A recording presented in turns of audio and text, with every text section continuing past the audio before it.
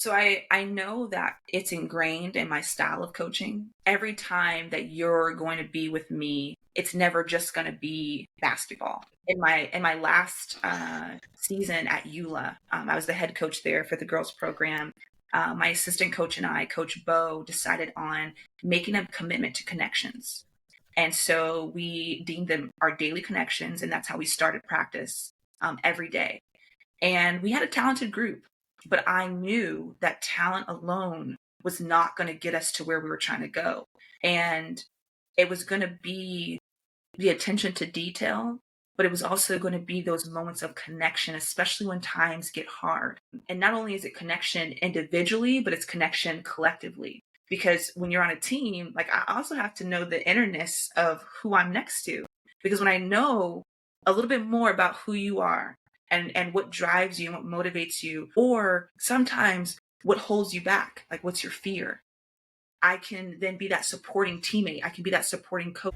You are listening to the Beyond the Scoreboard podcast, transforming athletes into leaders on and off the court with host Coach Furtado. Coaches, are you ready to take your passion for coaching and turn it into a full-time career? I know the challenges firsthand, but the Make Money Coaching Sports program helped me take BTG basketball full-time.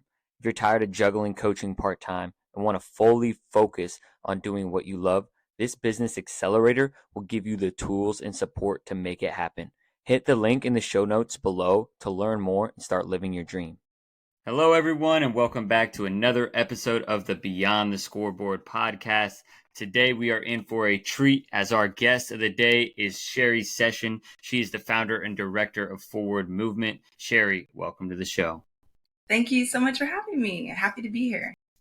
All right, we're excited to get right into it, and I know Cooper is as well. For those that are watching, that's a 7-pound little dog. But diving right into it, so the first question we'll ask is about Beyond the Scoreboard and how, kind of before we get into talking about Forward Movement, I'd love to hear from you around your experience around how the game of basketball made an impact on your life, right beyond the scoreboard. Yeah, so I grew up in a basketball family. My dad is a former football player, and I'm one of 5 girls in my family, and we all play basketball. So I think the impact for me was really wanting to just be like my bigger sisters. I'm the 4th in line, so I'm one of the younger ones, and I just idolized them.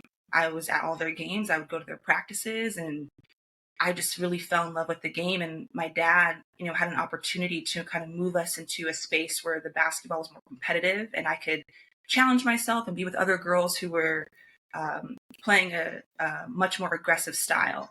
And once we did that, that was it. That was about 5th grade. And I was like, this is what I want to do. I want to get a scholarship. I want to play, and I want to play at a high level. I want to win. I want to win big. And, that's really kind of where basketball has started and always inspired me.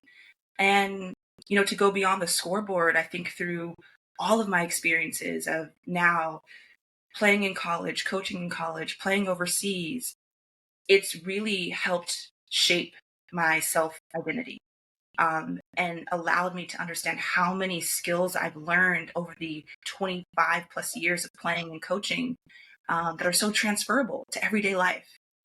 And if I don't tap into these skill sets and use them, it's kind of like my experience was for nothing. So beyond the scoreboard for me just looks like application, learning and using all these experiences, this world travel, meeting people, growing, just to make my life better. And as my life gets better, the people around me, I can make their lives better too. Absolutely. And I know that you did get an opportunity to play overseas and be able to connect with so many different international, players and cultures. And that's actually where Forward Movement started. So before we kind of dive into that world, you talked about in 5th grade, you were exposed to like a higher level, like competition. And can you talk about how that exposure at that age really helped you kind of connect and recognize like, oh, like I have, number one, the skill, but there's also opportunity to like play at a high level? Because I feel like that's often what, and I'm sure you'll go into this, is the lack of exposure to high level basketball for girls and even, sometimes boys who don't get that opportunity to play at that next level. Absolutely. I think my dad, again, just having that sports background of football, receiving a scholarship to Claremont McKenna, and playing there, he really understood how sports can play such a pivotal role in a person's life, and how much they can really gain from that. And so I said, like, about fifth grade, we played YMCA. And I enjoyed those years so much. I just played with my classmates, and I started recruiting people early, and, all just fun. And you had the snack bags after the games, Right. everything Right. was so fun. And there was just a point where I realized too, like, I'm just the best one here. Like, I'm Mm. not really getting challenged anymore. And I like being the best. It's fun. But I also think that I could, be challenged and grow from better players as well. And, we knew that they weren't coming to the YMCA. So my dad, was talking to some other dads, and they're like, yeah, we're taking our daughters over here. They have a club team and they practice, this many days, they do conditioning. And so once we stepped into that environment, I was like, oh yeah, this is the next step for me. Like, this is where I want to be. And like many of the programs, the high school was a feeder program into the grade school program, and so I would often go to that high school and watch them play. At the time, they had Sade Wiley Gatewood, and she's a household name at Linwood High School, and she went on to play at Tennessee, I think at Maryland also for a year. But she was like the most amazing basketball player I'd ever seen, and I just soaked it all up. And once I got to see their entire squad play, and I heard the interest from colleges, and what they were looking to do after high school, I just was like, yeah, this is what I want to do. And then you hear about going to school for free, and you're like, oh wow, like, I don't have to pay money for that. I think my fifth grade mind just exploded, and not Right. really understanding the big opportunity that it really was. Just from the bare bones, I was sold. I was like, I want to go to school for free. If basketball can get me there, well, then that's what I'm going to do. And that's just what I did from there on. I like it, and I feel like it's amazing that you had like that kind of that idol, that person, and going to those games and like seeing that next level. You're kind of even especially in fifth grade, you're wide eyed and you're so ready to take on the world, and but it just gave you a taste, right? That exposure and let you know that it was possible. And so Absolutely. with your journey, um, how do you feel like that really planted a seed to eventually wanting to start a movement like for Yeah. As I look back, even becoming a college coach, I think the seed of like recruitment and bringing people along with you, mm, um, being on the playground and remembering those early days of like, I'm the only girl. And as soon as I show the boys that I can hang, oh, I'm accepted. And right, so having that just like ultimate confidence, like, no, I'm confident in myself. I know I can do this. And so I'm not going to let them shut me out of this. But also, I'm involved in other activities where I can get more girls involved. So why not ask them, like, hey, you want to come play with me at the YMCA? I have right, this team and we have a lot of fun. And so I think early on, I've always had this mantra of being empowered myself, but then also wanting to empower people around me, and specifically girls. Because my first years playing, I played on an all boys team. And then from there, we were able to find the girls team, and then, just kind of moved on from there. Also being raised in a household of a lot of women, that really, I think, has set the foundation for me and how I see other women and some of the challenges that we go through, and really making forward movement specific to girls. That was big for me. And I think also just having, well, I'll kind of explain this more, but I think this sense of just like not being denied. Everyone wants to feel like there's going to be forward movement progress in their life, that you're taking the right steps, to your goals, and to the things that you want to see yourself accomplish. But I also have this just burning desire and animalistic like want and need to just not be denied. And so forward movement was just my access, my equity, my opportunity, my equality, that like, if I can't find it here, I'm going to make it. I'll make it myself. I'll design it myself. I'll set the foundation myself, because I just won't let the world deny me of what I truly believe is mine. And that really looks like access and equality and opportunity. And then sharing that with those around you so that they can have a better experience than maybe what I had. Love that. And being able to kind of give back. And I love how Yeah. you share the stories of, starting on the playground as a recruiter and recruiting them into your own process. Maybe people should start putting that onto their resume when they're trying to, be a recruiter for college. But Yeah. kind of moving forward and kind of building on what you're talking about with forward progress. Mhm. Before we got on, you got an opportunity to share with me, a little bit of around your story around forward movement. So I'd love to hear kind of how you have the evolution of forward movement and the why, sharing that with our audience. Absolutely. So I shared with you briefly, in 2018, I was leaving a coaching career, and I had returned back to school, got my master's in communication with a focus on PR and marketing. And I just was kind of feeling that, okay, well, I've done everything I'm supposed to do here. I started as a GA. I got promoted my third year to recruiting coordinator, head of offense, head of defense, recruited a huge class that eventually went on to be All Americans even after I left the school. And so in that year, I was kind of feeling a little lost, feeling like I was having my own identity crisis myself. And I had, decided to get into therapy. And my therapist was really working with me on understanding, like, what is it that you want? A lot of the decisions I felt like I had made up until that point were because I knew that they were going to make other people happy. They're going to make other people proud. So being a scholarship athlete made my parents proud. I definitely wanted that, but I knew that going this route was going to kind of like fit both buckets. My parents are happy. Okay, I'm happy. I went overseas to play right after. I did my first year in Switzerland in 2013, and that made me extremely happy. But my supporting cast was a little worried. Like, well, what does this look like? Are you making money? Is this sustainable? And all of these questions of self doubt. And when I returned from that season, I got a call from a former coach of mine at Rhode Island, and she said, "Hey, I have an opening as a graduate assistant. Are you interested?"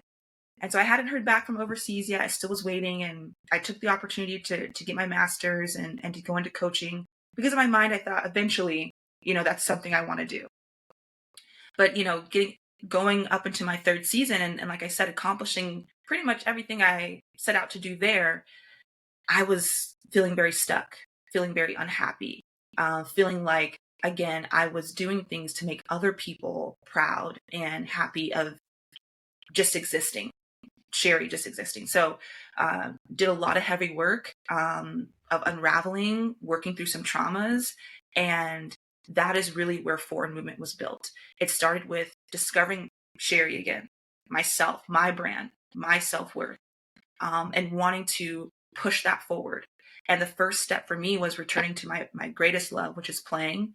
And I was able to get a contract in Australia that year. And I played and decided that I was going to do all the pilot projecting for Forward Movement. I branded, the name, got the logo. I did a photo shoot out there. We did our first clinic out there with 10 attendees. I did a women's brunch. And so I don't know what, like, when I look back, I'm like, girl, like, you have serious balls. I don't know what made you think that you could just fly to a different country and really start a business. I really don't know. But I would suggest, I think people who are looking to do something like this, that was probably the best thing I could have done. I'll get into it now, but now that I'm back home in LA, and still doing the work and pushing forward the mission, um, I think sometimes we think that the people closest to us are our greatest support network, when really I had a lot of love in Australia, a lot of support, and I just showed up one day.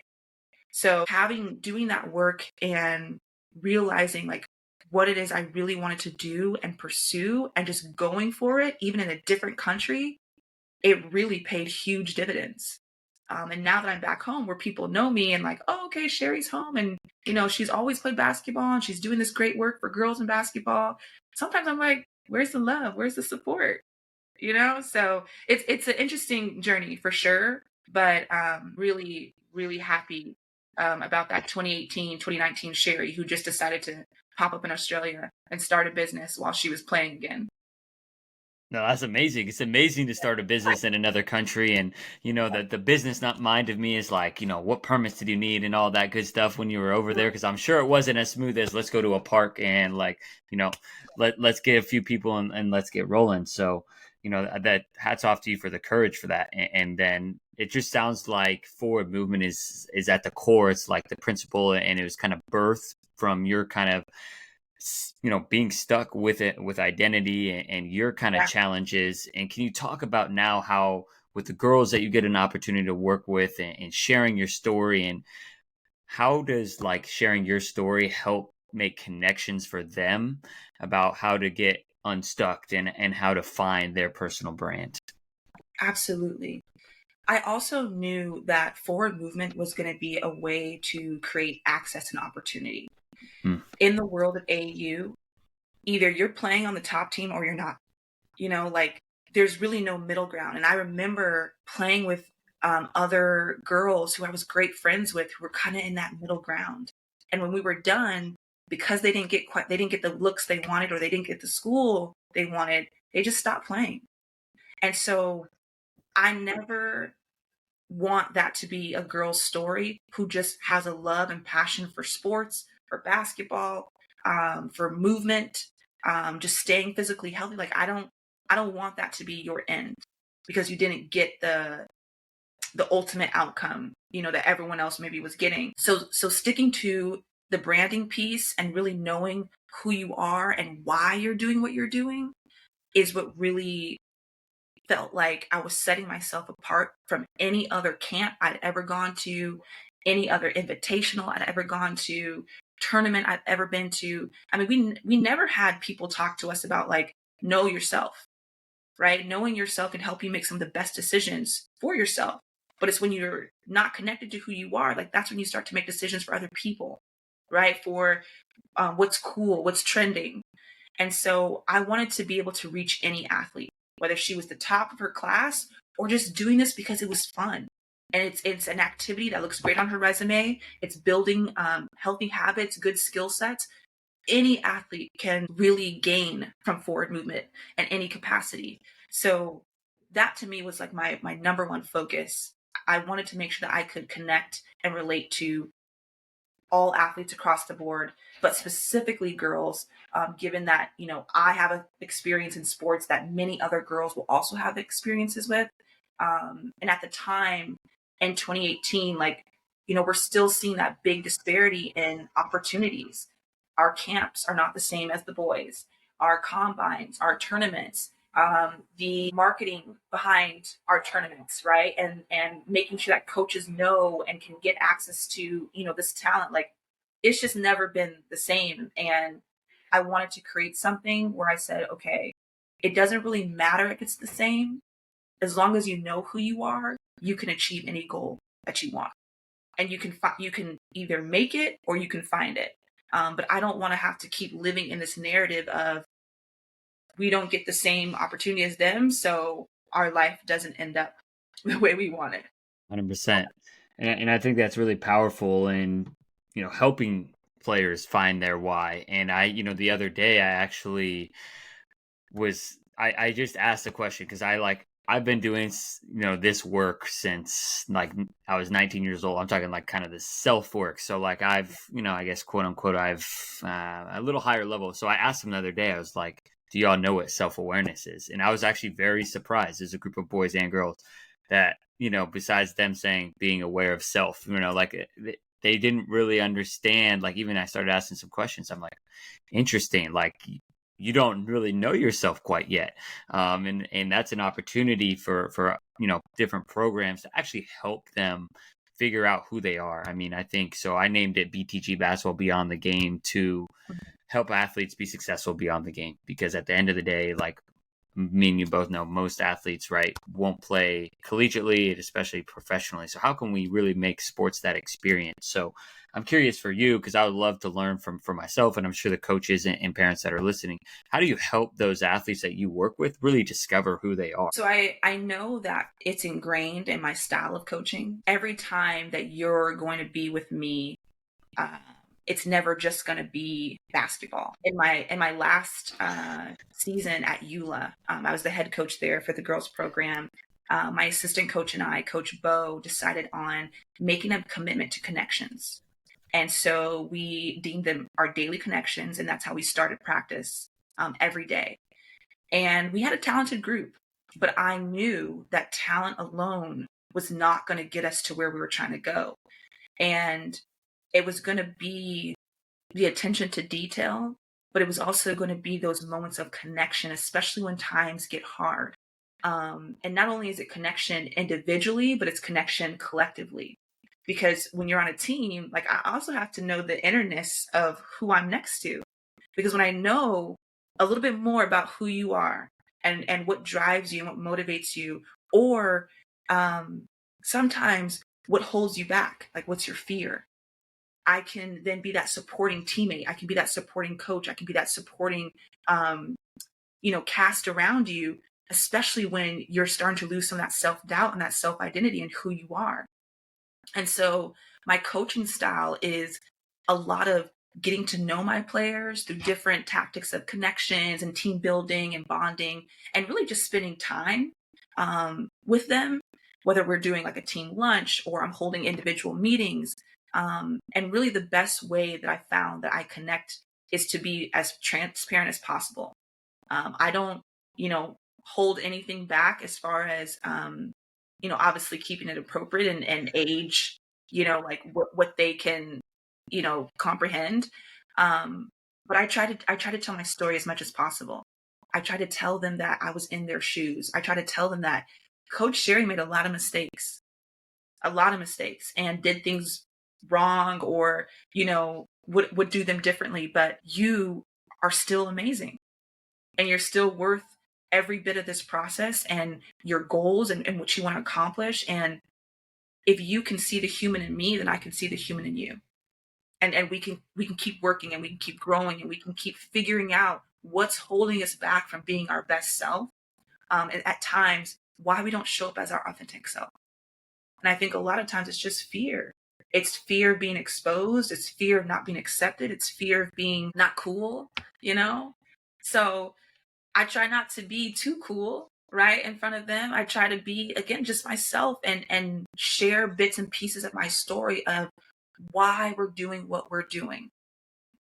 The things that I did that worked well for me in my career, the things I did or the things I should have done, and now I'm correcting now and making sure I don't pass down that same information or that same type of habit to you guys. But I'd say it's really in connection and authenticity, making sure that my players know me as a person and not just Coach Sherrie who shows up and is like on the line, type of Yeah. thing. So it's really just that relationship building for me. 100%. And I really like how, obviously you're making an emphasis, and it's just part of your style, right? To connect. And I kind of Mhm. talk about it, and it's not my own idea, but things that I have something I've adopted is coaching the person first, athlete second, kind of what you're talking about, right? And Yep. hitting with different modes and means of connection, right? Some people are, I guess, quote unquote, easier to connect with, or they're more willing to share. And others, you Absolutely. have to kind of like work to break down that shell that might be on the outside. And maybe they're like an avocado, and you get inside, it's a little, it's a little mushy, but you gotta work to get in there. And I think that's Absolutely. that's what I feel like is so instrumental as a coach. It's like our responsibility to really cultivate these actual genuine relationships, so these kids really know that we care about them. Absolutely. And I do want to highlight too, like, as I talk about where I am today, like, this is not where I started. A big part of why forward movement had to be born was because I had to heal from the way that I was treated as a player. And in Hmm. turn, I saw myself treating other players that way. And so it was kind of like that aha moment. Like I said, the work I did in therapy, I was like, oh, I think I'm doing the same thing. And this is an opportunity for me to like not continue the toxic coaching. And I have to decide right now, like, what is this going to look like for me? if I'm going to continue to be in kids' lives, and if I'm going to continue to be a role model, a mentor, a coach, a teacher, an advocate, I have to be better, and I have to mend what has happened to me, and I have to make sure I'm not passing that forward. So I always like to, make like tell that story. I'm like, Coach Sherrie wasn't always Coach Sherrie, like, where she is today, and she's still growing. She definitely had to unlearn some things, and she definitely had to say, yeah, like that's not a route I want to continue. I can motivate without embarrassing. I can inspire without tearing down. And again, I only knew these ways of coaching because that's the way I was coached. So not being too hard on myself, forgiving myself for those moments of like not being the best coach I could have been, but just making a commitment to say like you have an opportunity to change, and this is a great way that you can change. I really like that and seizing on that opportunity. And you kind of alluded to it, but I'd love for you to expand a little bit more. So, for the coaches that are listening, what are some of those, kind of habits or coaching styles that you had to unlearn? You talked a little bit about embarrassing and kind of berating, but I'd love for you to Yeah. expand a little bit. Yeah, I have really accepted, and I don't know that I always even like agreed with this mantra, but a lot of times people want to say the kids are different. The kids are just different today. They're harder to coach, and they're harder to do this. And I never really believed that, but I also didn't know, like, I didn't have the language to say like, okay, well, why don't you believe that? And today, one, I'm a 90s kid, and I was raised a lot differently. So it's not that the kids are different. The kids are pretty much the kids. They're raised a lot differently. You know, I don't think that we have the same type of parenting that we did in the 90s and even before that. I mean, if I listen to my dad's stories of when he was coached, it's worse than when I was coached, Right. So I think it's, the style of parenting is different. I think we're starting to hold coaches and parents more accountable for their actions and their words. And as a coach, who often I get asked all the time, like, oh, you don't have kids? And I'm like, no, I do not have kids. But I'm like, my style of coaching slash, being a mentor, parenting, whatever, is that I want to love you. Like, I don't want to hurt you. And I don't want to create any more stress or trauma or things that you're going to have to heal from outside of just the regular world, because that's not my job, to make you feel embarrassed for your mistakes, to make you feel like you're not worth being here on the team or being coached because you turned the ball over. And a lot of times I think in our passion, excitement for wanting to see success in our players, we think that giving them like severe criticism is the way to kind of like touch that button.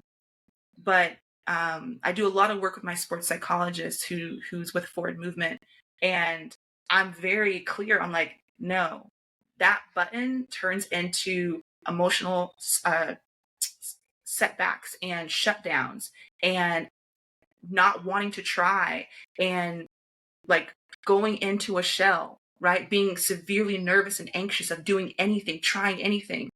But yet we want our players to play free. We want them to be aggressive. We want them to, right? We say make mistakes, but then we berate them for making mistakes. So it's this kind of like weird mind game that I know that I've experienced as a player, and I want to do my part as a coach and as just a safe adult to let the kids know like that's not okay. And if someone's treating you that way, you have every right to speak up and say like, I don't want to be around that person. I don't want to be in that organization. I don't want to be with those teammates, because that's hurting my self confidence, my self worth, and it's not allowing me to freely grow as a young person, because that's what we're here to do. We're like little plants, and we stunt their growth every time that we meet them with that harshness opposed to understanding and love. So that's really, I mean, I hope I answered that Yes. question fully, but I don't want to be that person anymore, and I'm not going to make the excuse that the kids are different. I'm very aware of the way I was raised and how I was coached, but I don't necessarily agree with those ways. And I want to do my part to change that in a different capacity of how I'm um, teaching and coaching and being a safe adult around these kids. Absolutely. And kind of to just piggyback on your point, like there's evolution, right? And so we should evolve as people. We've been involved as a species for many years. So that means as coaches, it's our responsibility to evolve as well. The game of basketball is Exactly. evolving, right? The kids are evolving. Of course they are. They went through a pandemic through an incredibly Mhm. important part of their life, whether they were in second grade or 10th grade, it doesn't matter. That was an important part of their developmental years. And of course, they're going to be a little bit different and socialize a little bit different and maybe be a little bit weird with whatever they say. But we did similar things when we were a kid, right? It was just different, right? We got it from TV or something else. And yeah, but they're kids at the end of the day. And I've Exactly. seen some of these kids like work just as hard or harder than I ever worked. So it's just all about that relationship, that connection, and being in alignment with what you say. And I think that's kind of what you were talking about and alluding to is like, yeah, play free, but when you turn the ball over, I'm going to sub you out and I'm going to yell at you, right? So like that's not really matching, and that's going to cause confusion whether you're an adult or a kid, and especially a kid who hasn't like his brain's not for his or her brain is not fully formulated yet. That's going to be confusing. Exactly. So 100% what you said is a ton of gold. Absolutely. Yeah, like you said, especially working with young kids as they're just continuing to develop.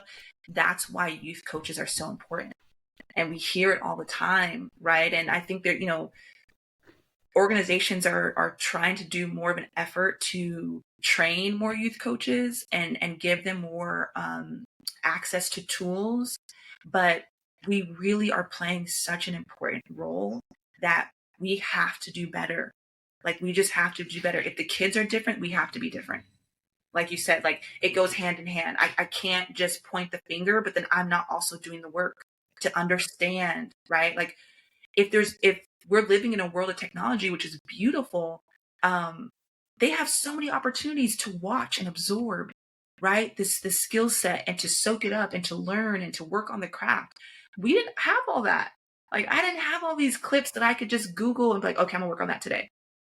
All right, cool. I'm gonna follow this player because I want to add this to my game. So I find that working with this generation of kid, I love it because they're way more advanced than what I was. I think Yes. again because the technology. So it opens up a different level of coaching and really cognitive understanding because I think there's so many things that I can relate it to in the real world just because of like what they have access to and what they can see. So I take it as a plus, and I try to do my part every day to keep evolving.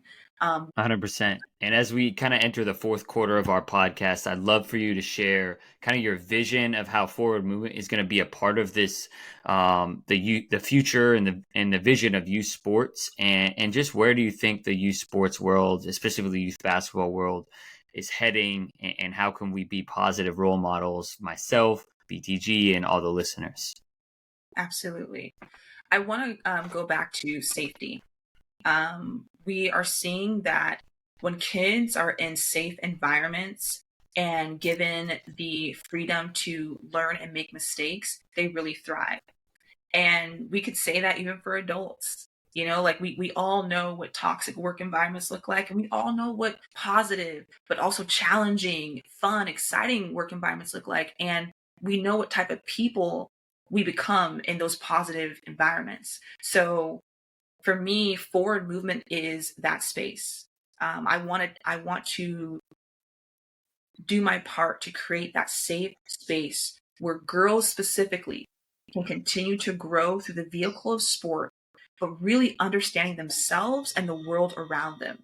Because if I'm not helping you be a better person and be a contributor to the greater society, sport is really low at the totem pole. So, my whole thing is I see sports really just playing a bigger role in our child development. And as adults, we have a grave responsibility to evolve and to make sure that what we're teaching is very applicable to the real world. And that, as you mentioned before, we are coaching the person, because we don't know where these kids are coming from, what backgrounds, right? What their family life is looking like, what school life looks like. So when they come to you in this extracurricular activity, which they love, we need to make sure that it's not only fueling the passion that they love, but it's also setting them up for life success, because that's going to last way longer than that ball.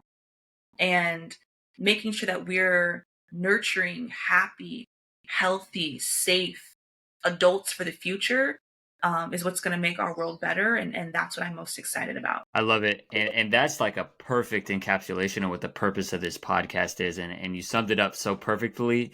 And I really appreciate your time and all the wisdom that you shared with us today. Where can the people and the listeners go and support Forward Movement, follow your stuff and potentially donate to support the great work you all are doing? Absolutely. So I'm super excited to announce that we released our nonprofit in September. So last month. It's called Pass It Forward. Thank you. Thank you. Very excited about it. And Pass It Forward stemmed from a coaching experience I had in Zimbabwe. So I had a chance to go out there twice and do a camp for 40 girls. And during those trips, the girls would always ask me for my shoes or gear that I had. And so for me, it was like nothing to give it away, right? I'm going to go home and probably buy a new pair, or I'll go to a camp and they'll give out shoes. And so kind of like going back to that experience and what Forward Movement stands for, empowering girls. Pass It Forward is a means for us to empower women and girls in need in all capacities. So every month we collect 40 bags, whether those be old gym bags, drawstring bags, fanny packs, whatever bags that you want to donate, and we fill them with essential needs for women and girls in need. We partner with local organizations. So one of our first organizations is the Women's Downtown Center, and we'll be filling 40 bags and donating them there. We've also partnered with No Gray Areas with Rashonda Gray, who's a former Sparks player and also still pursuing her basketball career. We'll be giving to her organization. So you can go to forwardmovement.com to find all the latest camps, clinics, trainings, and workshops. And you can visit our Pass It Forward page to not only support our organization at whole, but also support the work that we're doing every month to really ensure that women and girls in need are not forgotten, and that we're doing our part to support them in their everyday lives. Thank you so much for the work you're doing. I mean, it's amazing that you created something that's bigger than just Los Angeles, bigger than just girls basketball. You're creating a really a movement to help women become their best selves and learn from the sport of basketball. So I love what you're doing. BTG Basketball supports what you're doing, and we look forward to the collaborations that come. And thank you so much for your time today, Sherrie. Thank you so much. Enjoyed it. Thank you. Thank you for listening to this episode of the Beyond the Scoreboard podcast. If you enjoyed this episode, make sure that you subscribe wherever you listen to podcasts and share it with a friend, coach, or parent you feel like would get value from this episode. It's our responsibility to impact as many parents and coaches who are the ones that are impacting our athletes. That's how we create a ripple effect. So thank you for being a part of our community, and we look forward to serving you all next week.